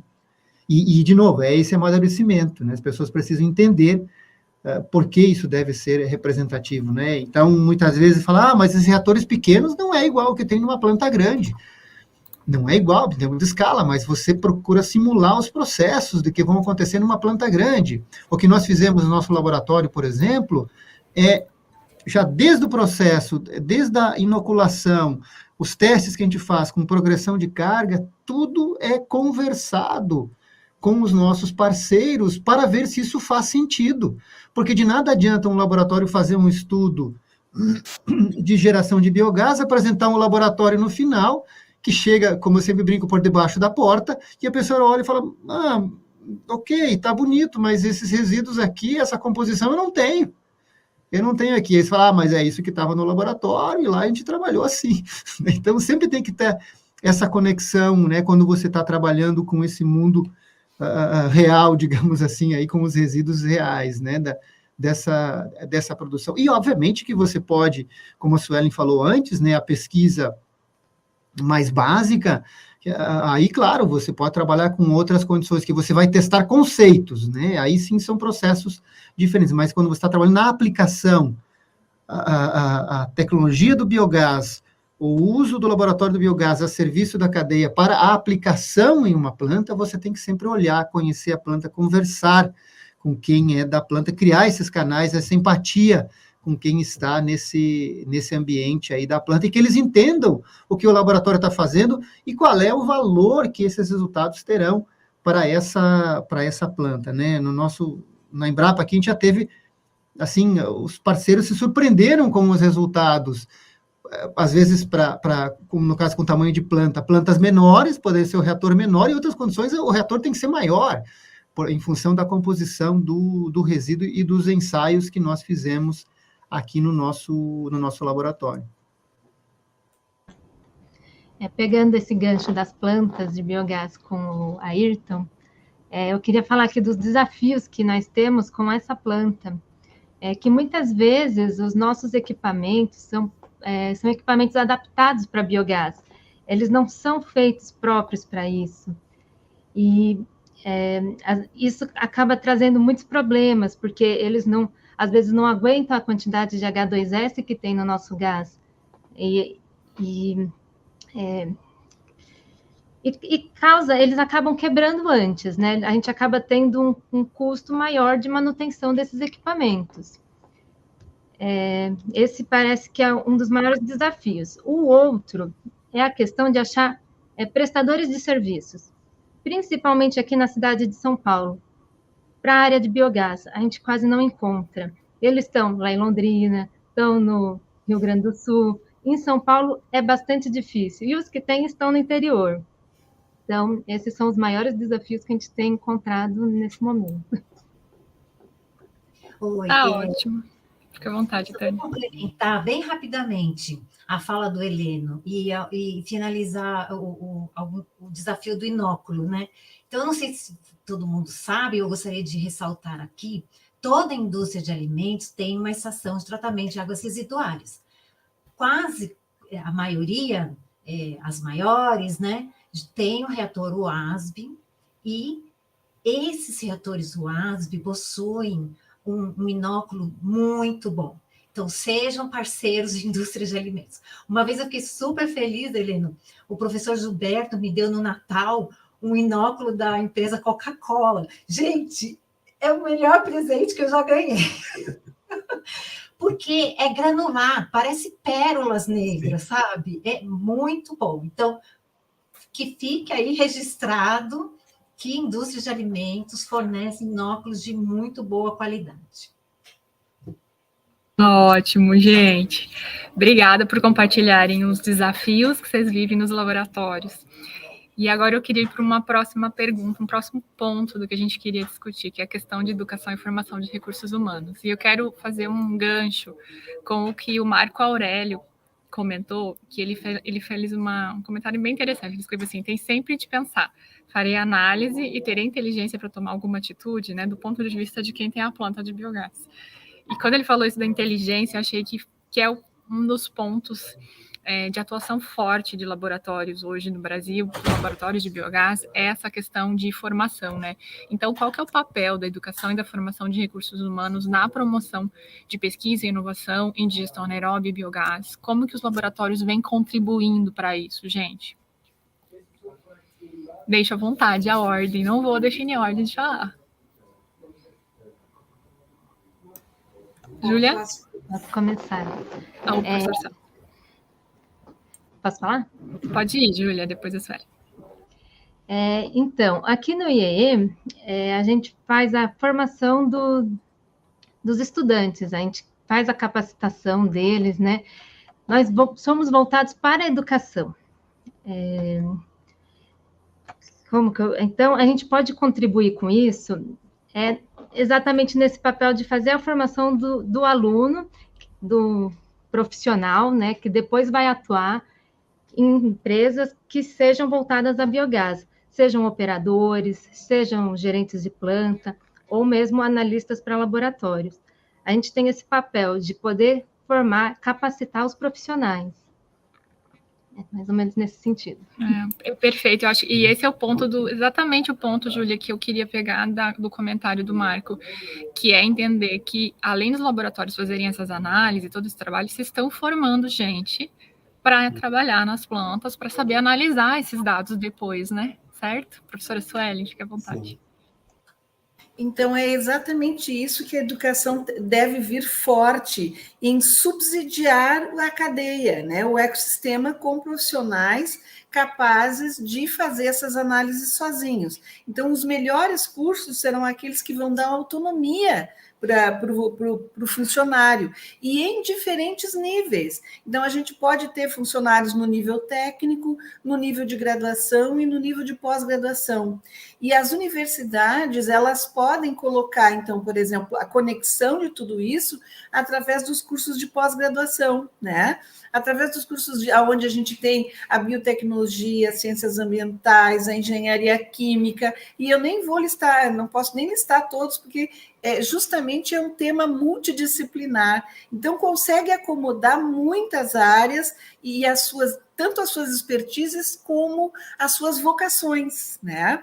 Então, cabe também fazer uma escolha e enfrentar esse novo desafio, porque, na verdade, um nutricionista de biodigestor não existe há 100 anos. Então, é uma área nova. Essa semana a gente teve um levantamento, né, científico mostrando das profissões que vão desaparecer e as que vão se desenvolver mais agora, né, no mundo, e aí está uma delas, que uma delas é a engenharia ambiental, os biólogos, enfim, todas as profissões que estão voltadas a esse tema.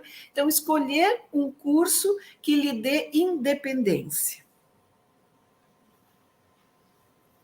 Eu gostaria de complementar também a fala da professora Suelen, que nós formamos, né, estudantes de iniciação científica que está começando, né, mestrado, doutorado, pós-doutorado, tem também os que se credenciam como pesquisadores colaboradores, né? Então, lá na nossa faculdade de Engenharia de Alimentos, eu escutei muitos comentários no começo que você não vai conseguir pessoas interessadas, quem que vai querer trabalhar com tratamento de resíduos, você não vai conseguir, né? Mas eu observo que não é bem assim.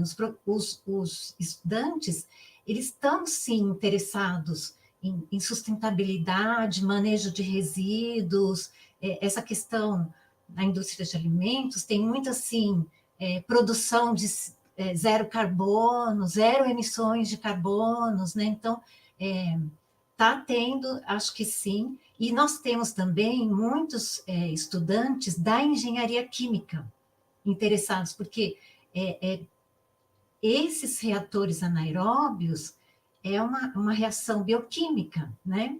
Então, os alunos de engenharia da engenharia química também se interessam bastante por esse tema.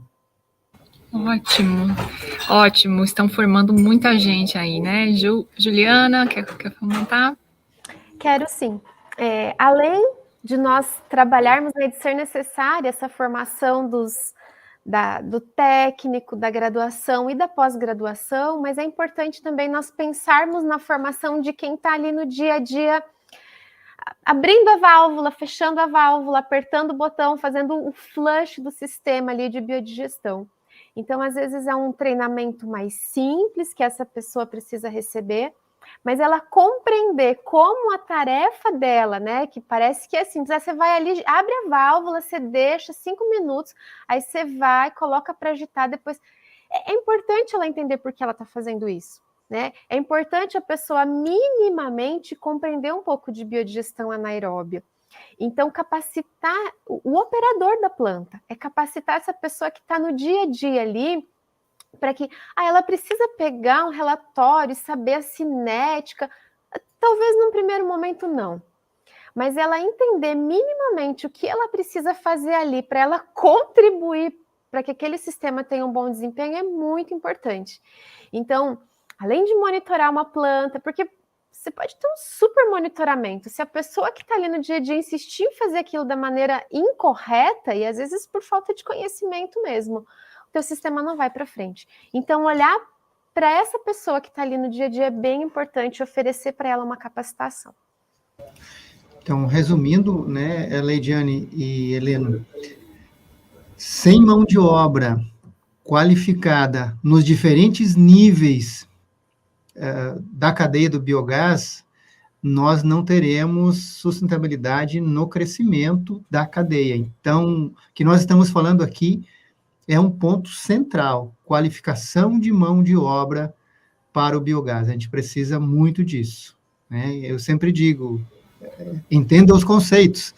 Então, a gente entendeu qual é o conceito que está envolvido numa tarefa simples, como a Juliana disse, do fechar e abrir uma válvula, né? Nos micro-organismos que a professora Suelen está falando, né? Nas operações de dimensionamento um pouco mais complexo, como a Júlia e a Tânia estão comentando, isso é fundamental, a gente precisa disso. E a gente percebe na cadeia do biogás a demanda muito grande para esse tipo de profissional, né? A Tânia disse que,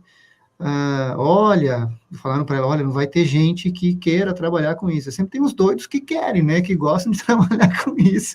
Então, a gente tem uma demanda muito forte de mão de obra para isso. Quem está nos assistindo, essas coisas não é para mim, tem espaço para todo mundo.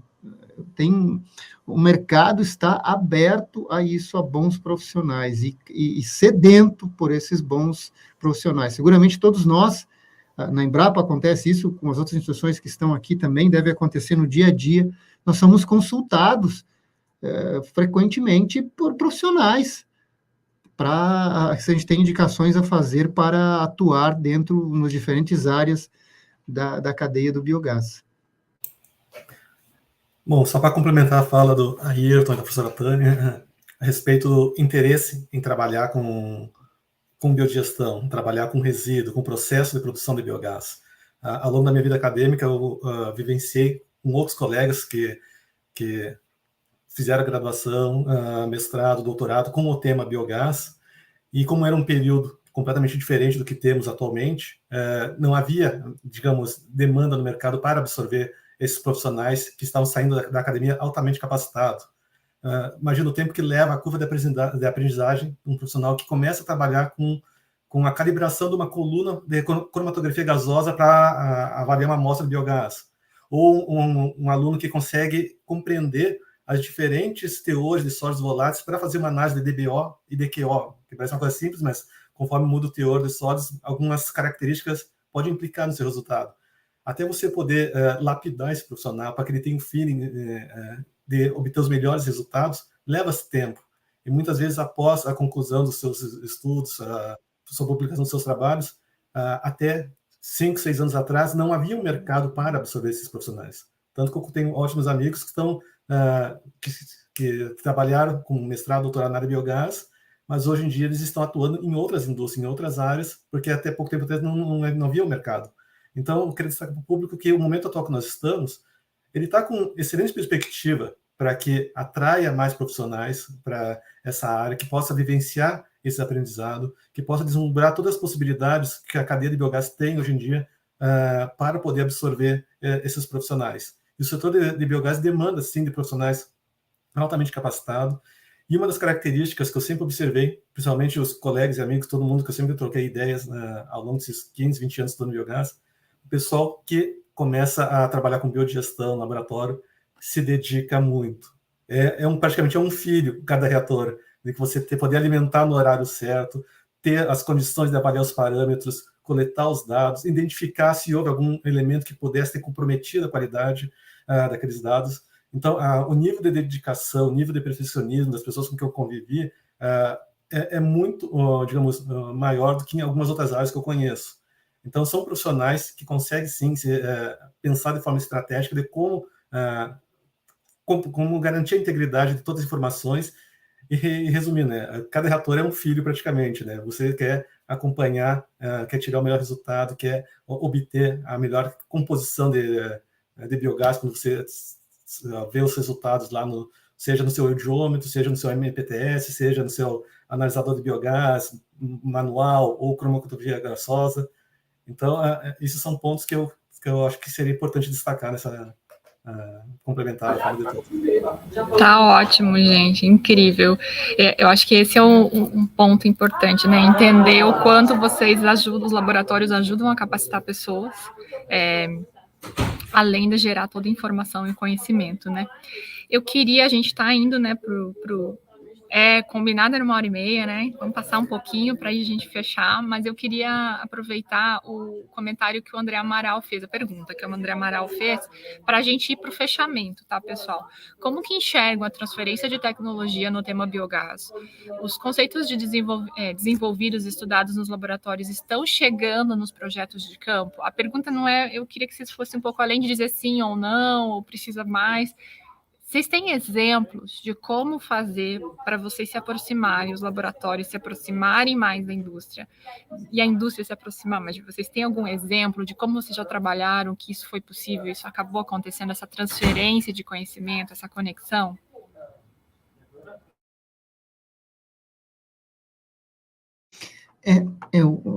Eu joguei e não combinei o jogo, né? Só joguei de vocês aí, não combinei o jogo. Eu não... Se outros quiserem falar, eu fecho meu microfone aqui e fico quietinho. Eu acho que essa pergunta do André, ela é muito importante. Como que a gente faz a transferência de tecnologia? Como que a gente passa, que a gente chama de o Vale da Morte, né? Nós temos aqui as tecnologias que elas são desenvolvidas, nós temos um pacote lindo, e do outro lado você tem quem pode se apropriar disso. E como que a gente chega até esse outro lado? Como que a gente conecta esses dois lados? Nós precisamos de atores para fazerem essa transferência de tecnologia. Isso quer seja de agentes de capacitação, né, como a gente estava falando há pouco, que são muito importantes, a capacitação de mão de obra, como agentes também da cadeia, que estão envolvidos no desenvolvimento tecnológico disso. Então, um ponto que eu tenho refletido muito, assim, nesses últimos anos, é primeiramente fazer a pergunta, na hora de transferir uma tecnologia, quem é parceiro e quem é cliente? Né? Porque, muitas vezes, a transferência de uma tecnologia, de um processo, ela precisa se dar via um parceiro que vai levar isso a um cliente. E não nós, necessariamente, vamos conseguir fazer isso, porque a gente não tem pernas e capacidade de resposta para fazermos isso. Então, a gente precisa de atores nesse vale da morte, que nós chamamos aí, para conseguirem fazer essa transferência e adaptar essa linguagem a essa necessidade, ou seja, qual é a real necessidade desse cliente do biogás? A gente, como nós falamos antes, nem todo mundo precisa ter um laboratório de biogás na sua planta, né? Então, o que precisa monitorar, o que precisa controlar, quais são as respostas, quais os equipamentos, né? A Tânia falando que quando começou a trabalhar com o biogás, a dificuldade que era a questão de termos equipamentos para isso, né? Isso é bem nevrálgico, né? A Júlia também comentou um pouco da dificuldade disso dentro de uma planta, da planta que se tem aí em São Paulo, na USP. Então, eu acho que isso é o primeiro ponto. Essa transferência tem que ter diferentes atores nesses elos, diferentes elos para que nós consigamos, de fato, fazermos aí essa transferência de tecnologia que o mundo real, atual e futuro, ele é líquido e cada vez se transforma numa velocidade muito mais rápida, que muitas vezes algo que a gente desenvolve já não serve mais. Então, por isso que a inovação aberta, o co-criar, desenvolver juntos, com isso a gente ganha muito tempo para fazermos as transferências de tecnologia adaptados à realidade do que o mercado precisa, né? Sempre o nosso grande desafio, o primeiro deles é entendermos os sinais, né? O que se precisa hoje, e como a Suelen falou, o que vão precisar daqui a 10 anos. Aí quase que é um exercício, né, da bola de cristal, mas, enfim, o que a gente intui, né, que vai precisar, porque quem trabalha com P&D sabe disso, é importante que todos saibam que os resultados não aparecem do dia para a noite, né? Não é como nos filmes, né? Você bota um jaleco, né? Você pega um hambúrguer e vai para o laboratório, e aí os resultados aparecem, né? Você fica até tarde no laboratório comendo o seu hambúrguer e olha que legal que eu fiz, as luzes começam a piscar no laboratório, né? Não é assim, as coisas são transpiração e demora muitas vezes muito tempo para a gente fazer. Então é importante que o Brasil tenha isso, né? Nesse processo de transferência. Ju? Sim. Em complemento, né, ao que o professor Ayrton colocou, eu gostaria de trazer 2 pontos. Um deles é que o CI Biogás tem trabalhado bem forte, e respondendo a pergunta aqui do André, né, é uma das áreas que o CI Biogás tem trabalhado bem forte, que é nesse apoio da tropicalização de tecnologia, né? Então, um pouco do que a Júlia falou também, tem dificuldade, a gente já trabalhou muito com muita coisa adaptada. Então, pegar esses fornecedores e mostrar para eles, sentar com eles e falar, olha, eu entendo que você vende isso na Europa, mas vem cá, no Brasil, a nossa necessidade é essa. Como que a gente atende ao mercado brasileiro, ao mercado nacional, e em reais? Né? Porque além de atender ao mercado brasileiro, é que seja algo que as empresas, que o investidor, ele possa pagar por aquilo, né? Você trazer uma super solução que às vezes é fora da necessidade do investidor, do produtor rural, enfim, é algo que também precisa ser combatido, né? Eu preciso ter a ferramenta certa para aquilo ali que eu tenho para tratar. É um biodigestor, o melhor modelo de biodigestor para aquele tipo de resíduo que eu tenho ali. Não necessariamente o mais tecnológico, mas o melhor para a minha necessidade. Então, para mim, esse programa de tropicalização, que o CI Biogás tem atuado muito forte, ele é uma boa ferramenta, né, para essa transferência de tecnologia. E sim, fazer as parcerias com as empresas corretas ou com os atores corretos. Então, se nós estamos falando de pequenos produtores rurais ou de produtores rurais, normalmente como que você vai acessar esses produtores? É via cooperativa, é via integradora. Então, é você trabalhar junto com esses atores, né? Você chegar, por mais que a gente tenha conhecimento, por mais que a gente saiba falar de biogás, por mais que a gente fale com graça, né, de laboratório, como é legal e como funciona, não é isso que o produtor muitas vezes quer ouvir. Então, é como chegar até o produtor de uma maneira que ele enxergue valor, ou que ele ouça valor nisso que a gente está falando. É por meio da cooperativa, por meio da integradora, por meio desse tipo de agente que tem acesso aos produtores. Então, na minha visão, são 2 campos, né, complementares ao do treinamento, mas que também a gente consegue fazer essa transferência. Tá ótimo, gente. Helena, você quer complementar? Porque eu já te cortei hoje, então a palavra é sua. Bom, basicamente, acho que um dos pontos que eu quero destacar era agradecer o público, né? Porque acompanhando por todo esse tema, nessa discussão, que nós consideramos tão importante, realmente temos que pensar em estratégia, sim, não só de capacitar para que a atividade fique internamente no laboratório, mas também que esses profissionais possam sair do laboratório, ser um elo com a cadeia do biogás, poder mostrar em diferentes níveis de aplicação desse conhecimento, né? Desde o designer da planta, desde o operador, até mesmo o investidor e proprietário da planta, tem níveis de capacitação e treinamento diferenciado que tudo vão contribuir para que você tire o melhor resultado do investimento. Então, só para pegar um exemplo, como já ocorreu mais de uma vez, contatos que chegam até mim pedindo alguma ajuda, porque simplesmente eles compraram um biodigestor e não houve um pós-venda que tivesse capacitado eles. Então, basicamente, o biodigestor está lá cheio de efluente, com as piores condições possíveis, que não está biodigerindo da forma que possa produzir biogás, e eles não estão sem saber o que fazer. Então, o sistema todo entrou em colapso. Eles compraram um equipamento muito bom, mas não conseguiram tirar o melhor desempenho. Então, é só um exemplo para mostrar o quanto é importante a questão da transferência de cadeia de conhecimento, no sentido de mostrar não apenas as boas práticas, mas também quais são os protocolos que devem ser seguidos para cada condição que possa vir a comprometer a integridade da planta de produção de biogás.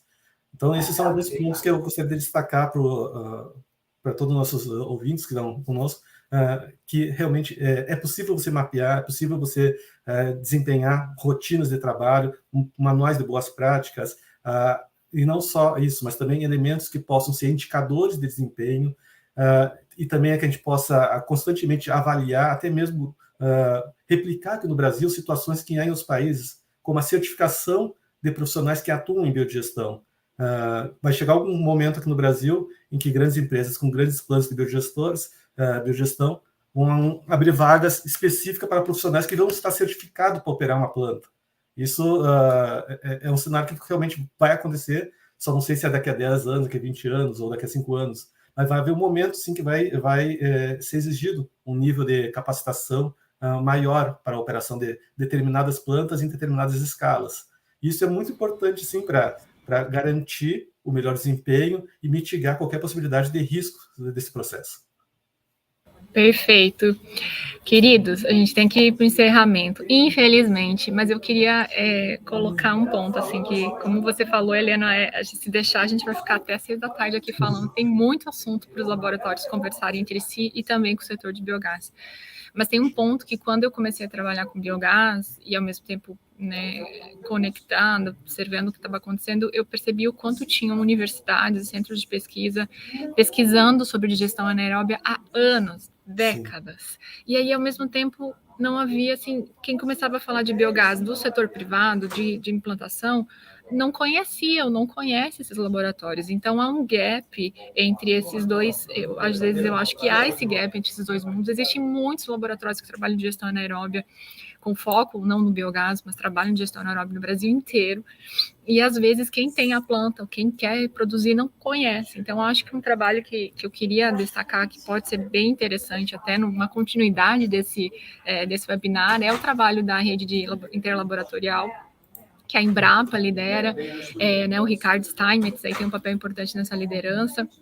A gente sabe que tem um foco um pouco maior, é um recorte, né, do todo que pode ser feito, mas é a importância dessa conexão, né, entre os laboratórios e também dos laboratórios se divulgarem mais para o mercado entender mais cada vez o que vocês fazem, porque, e aí eu também queria fechar com 2 pontos, assim, que eu acho que é dividir entre o que os laboratórios trabalham, tem laboratórios que trabalham mais com serviços, tem laboratórios que trabalham mais com pesquisa, então não adianta procurar tanto um laboratório que foca em pesquisa para prestar serviço, que não é o foco daqueles laboratórios. Então, tem laboratórios diferentes nesse setor de biogás e biometano e de gestão anaeróbia, com focos diferentes de serviço, pesquisa e inovação, todos são essenciais no processo. E é a importância desse setor se organizar nesse sentido de conectar com a indústria, mas a indústria, os produtores também buscarem mais, né? Eu queria deixar essa mensagem. E aí, para a gente ir para a nossa mensagem final, eu vou pedir para cada um de vocês falarem 2 palavras. o que vocês deixam, a gente já pediu isso para o público também, o que vocês definem como os laboratórios podem apoiar o desenvolvimento do biogás no Brasil? Para concluir, assim, o que vocês deixariam de mensagem? 2 palavras. Por favor, vou começar de Ayrton, de direita para esquerda. Ayrton, depois Suelen, Júlia. Fique à vontade. 2 palavras são muito pouco. Assim, e já gastou, acabou. Suelen, pode falar a partir de agora. Assim, laboratório de biogás, qualidade para a cadeia, agrega valor. Isso é algo importante que todos temos que saber, né? Ele traz competência importantes para dentro da cadeia de biogás. Falei 10, mas tudo bem. Qualidade e agregação de valor. Suelen. A palavra, para mim, acho que vai ser só uma, é segurança. Ótimo. Júlia, por favor. Aqui é capacitação profissional. Perfeito. Tânia, por favor. Seu microfone está desligado, Tânia.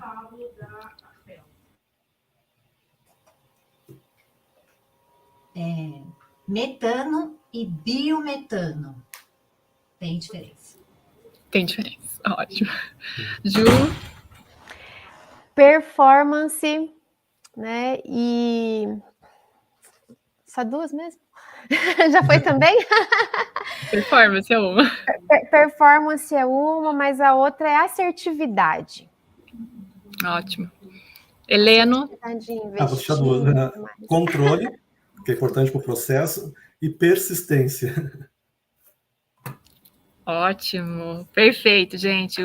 O público colocou unificação e parceria, tropicalização, formação profissional. E é isso.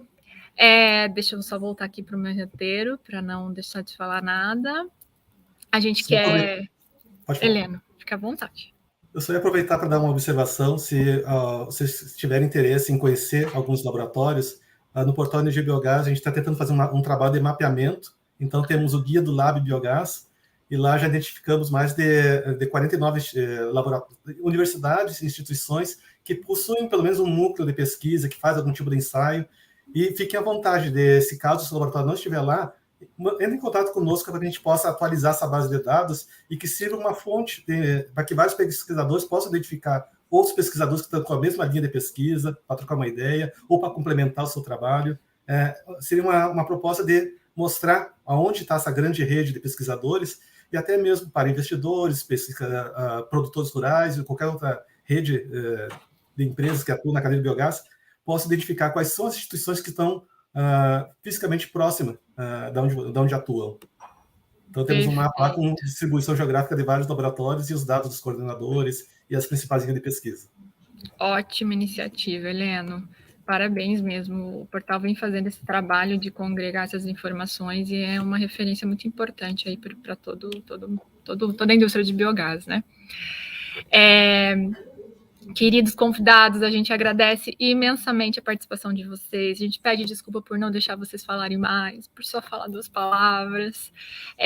Mas realmente, assim, a gente é só um início de um processo cada vez, né, é uma das etapas de um processo de aproximação e conexão maior dos laboratórios para que a indústria do biogás conheça mais vocês. E quem sabe daqui a um tempo a gente faz outro, com outros pesquisadores, outros responsáveis por laboratórios. A gente quer agradecer muito vocês pela disponibilidade. Audiência, o vídeo vai ficar gravado, disponível, podem compartilhar, divulguem mesmo, assistam novamente, como o Alisson fala, né, que eu gosto de assistir vídeo lavando louça, então é isso, enquanto estiver lavando louça, cuidando da casa, vai escutando de novo para aprender mais. A gente agradece também, como Amplon Biogás, a parceria do portal Energia e Biogás, né, representado pelo Heleno, que vem fazendo um trabalho incrível para o setor. E agradecemos ao público. Heleno, quer comentar algo? Quer se despedir? Todos querem dar um tchau. Quero agradecer aos nossos convidados por terem reservado esse tempinho para estar aqui conosco. Quero agradecer também ao público que está nos acompanhando. Eu gostaria muito de dizer que esse aqui foi a primeira introdução, que agora a gente vai continuar, mas não, o tempo já acabou realmente, e haverá outras oportunidades. E quero agradecer também a toda a equipe da Amplo, né, por nos apoiar e oportunizar que a gente elevasse para outro nível a discussão que começamos com os artigos publicados. E também avisar que em breve teremos novos episódios, a temporada 2023, destacando novos laboratórios, ainda não começou, então logo, logo vamos ter novas publicações, tudo para contribuir com a divulgação de grupos de pesquisa, linhas de pesquisa, mostrar qual é a infraestrutura de outras instituições e poder trazer novamente esse debate para a cadeia do biogás, né, para que todos possam conhecer um pouco as atividades que são desenvolvidas, mostrar o rosto, né, quem realmente está por trás lá, vendo o nível do eudiômetro, se medir ou não, quem está alimentando o cultivo da inóculo. Acho que são pontos importantes para a gente destacar toda a atividade experimental, que é essencial para poder fomentar os projetos, seja em escala piloto, escala industrial. Perfeito. Eu queria destacar um ponto que é, além de vocês que estão aqui representando esses laboratórios, né, a gente sabe que teve outras pessoas que ajudaram vocês a escrever os artigos, então do CBiogás teve a Fran, o da USP teve o Wildo e a Camila, além da Júlia, e enfim, todos os laboratórios a gente sabe que é um trabalho em equipe, então também é importante destacar isso, e também agradecer ao professor Tiago, de vídeos, novamente, que não pôde participar, mas teria sido incrível, mas também acessem e acompanhem o trabalho da UTF-PR nesse sentido, além da Unicamp, USP, Embrapa Suínos e Aves, CBiogás e USP, e do portal. Gente, é isso. Terminamos com 20 minutos de atraso, mas lindo. A gente agradece muito a todos vocês, fiquem bem e até a próxima. Até a próxima. Tchau, pessoal.